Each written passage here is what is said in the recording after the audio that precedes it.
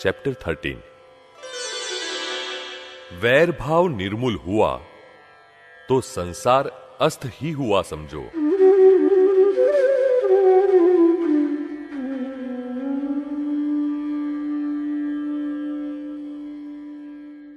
कैसे भी किसी भी रास्ते से वैर को मिटाइए। भगवान महावीर द्वारा कहा गया यह एक अद्भुत अनुभवजन्य विधान है जो कि संसारी जीवों को राग द्वेष के बंधन से मुक्त करके वितराग मार्ग तक पहुंचा सकता है। आज हम जगत के लिए उपकारक ऐसी वितरागों की वाणी को ज्ञानी पुरुष श्री दादा भगवान की अनुभव वाणी द्वारा समझे। सतयुग में हम राग के कारण बंधे हुए थे, परंतु कलयुग में वैर द्वेष से बंधे हुए हैं। मान लीजिए कि इस जगत की जनसंख्या 6 अरब की है, लेकिन उन सब से हमें वैर या ऋणानुबंध नहीं है। कुछ 5-10 हजार ऋणानुबंध होंगे, उसमें भी बहुत गाढ़ ऋणानुबंध तो घर के सदस्यों, नौकरी धंधे में साथ रहने वाले 50 या 100 व्यक्तियों के साथ ही है। इसलिए इतने ही व्यक्तियों के साथ यदि हम प्रेम से निबट लें, समझ से उलझे हुए रिश्तों को सुलझा दे, तो हम हमारे कर्मों से मुक्ति पा सकते हैं। थोड़े ही व्यक्तियों के साथ वैर होने के कारण हमें अनंत अवतार तक भटकना पड़ता है। अतः हम आप सभी से विनती करते हैं कि किसी भी तरह से वैर को मिटाइए। यह जगत किस कारण से खड़ा है? वैर के कारण। यदि वैर भाव निर्मूल हो गया तो संसार अस्त ही हुआ समझो। इसलिए हम फाइलों का यानी कि ऋणानुबंध का संभाव से निकाल करने की, निपटाने की बात करते हैं। संभाव से ऋणानुबंध सुलझाने से पुराने वैर निर्मूल हो जाते हैं। फिर आगे नए वैर न बंधे, इतनी जागृति रखनी होगी।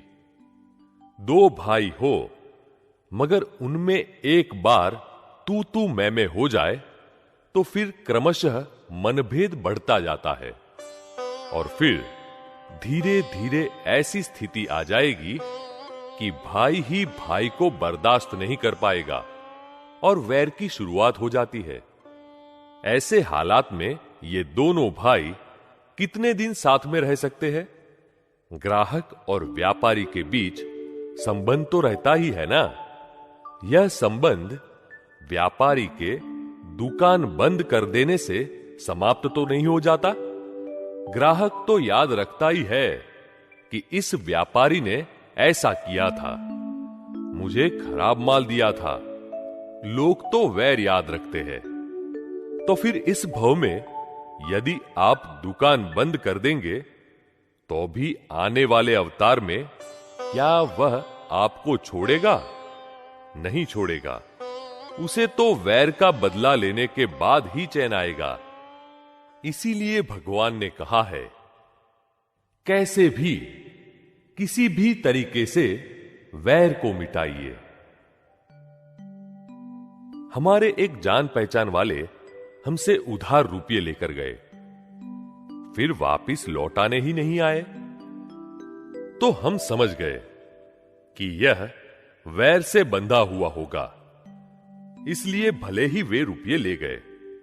उल्टा हमने तो उन्हें ऐसा भी कहा, तुम रुपये हमें वापस न लौटाओ तो भी तुम्हें छूट है। ये रुपये गंवाने से भी यदि वैर निर्मूल होता है तो वैर से मुक्त हो जाइए। यदि हम वैर नहीं मिटाएंगे तो एक ही व्यक्ति के साथ बंधा हुआ वैर हमें अनंत अवतार तक भटकाएगा। ऐसे लोगों से तो हम कैसे निपटेंगे? इन पर यदि बंदूक भी चलाई जाए तो गोलियां बेकार जाए ऐसा है, और वैर बंधता है वह मुफ्त में। एक ही व्यक्ति के साथ बंधा हुआ वैर 7 अवतार बिगाड़ता है। वह तो कहेगा, मुझे तो मोक्ष में जाना नहीं है, लेकिन मैं तुम्हें भी मोक्ष में जाने नहीं दूंगा। पार्श्वनाथ भगवान का कमठ के साथ 8 भव से वैर चला आ रहा था। यह वैर भगवान के वितराग होने पर निर्मूल हुआ। पार्श्वनाथ भगवान पर कमठ ने अग्नि बरसाई, बड़े बड़े पत्थर फेंके, मूसलाधार वर्षा की, फिर भी भगवान ने यह सब समता भाव से सहने के उपरांत उसे आशीर्वाद भी दिए और वैर को मिटा दिया। उन्हें घोर उपसर्ग देने वाले वैरी कमठ के प्रति किंचित मात्र भी द्वेष नहीं हुआ तथा उपकारी धर्मेंद्र देव और देवियों पर किंचित मात्र भी राग नहीं हुआ। ऐसे वितराग पार्श्वनाथ भगवान स्पष्ट खुली वितराग मुद्रा में स्थित दिखाई देते हैं।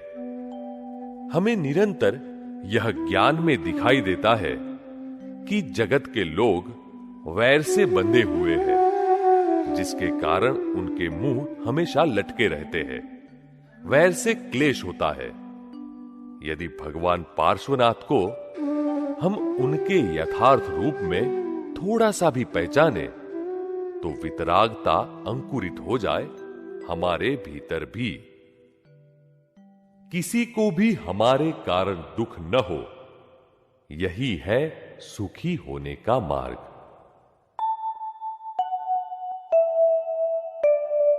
हाइलाइट्स।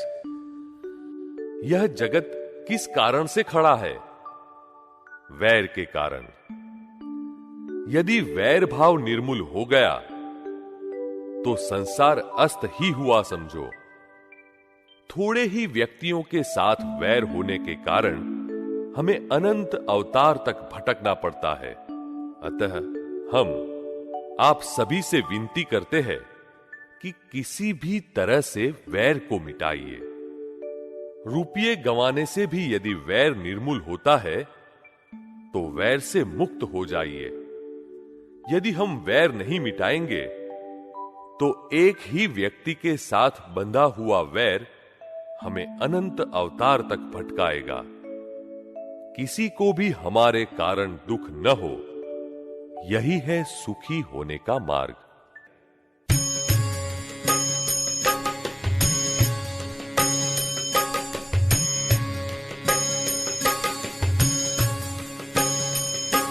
आत्मा कबूले वह वितरागवाणी,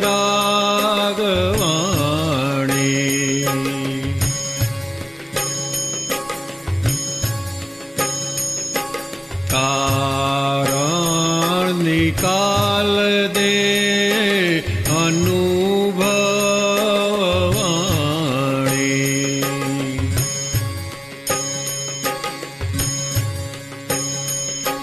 जगदोष निवारकी अविरोधी वाणी।